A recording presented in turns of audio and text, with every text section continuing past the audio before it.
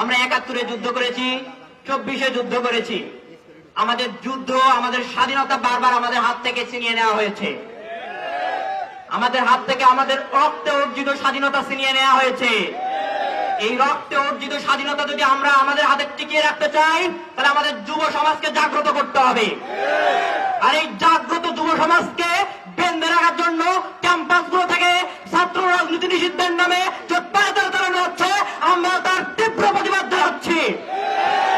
Interim গভর্নমেন্টকে বলতে চাই, অনতি বিলম্বে আমাদের এই ক্যাম্পাসগুলোতে, সারা বাংলাদেশের পাবলিক প্রাইভেট ইউনিভার্সিটি সহ সমস্ত কলেজের ক্যাম্পাসগুলোতে ছাত্র সংসদ নির্বাচনের মাধ্যমে ছাত্র রাজনীতি পুনর্বহাল করে এই রাষ্ট্রের রাজনীতির দায়িত্ব, এই রাষ্ট্রের দায়িত্ব এই দেশের যুব সমাজের হাতে হস্তান্তর করতে হবে।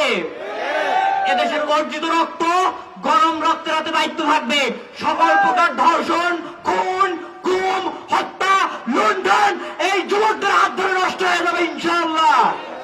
সর্বোপরি ইন্টারিম গভর্নমেন্টকে এই আহ্বান জানিয়ে সকল ক্যাম্পাসে অনতি বিলম্বে ছাত্র রাজনীতি চালু এবং সুষ্ঠু ছাত্র রাজনীতি চালুর মাধ্যমে ছাত্র সংসদ ক্যাম্পাস নির্বাচনের আহ্বান জানিয়ে আমার বক্তব্য এখানে শেষ করছি। আসসালামু আলাইকুম।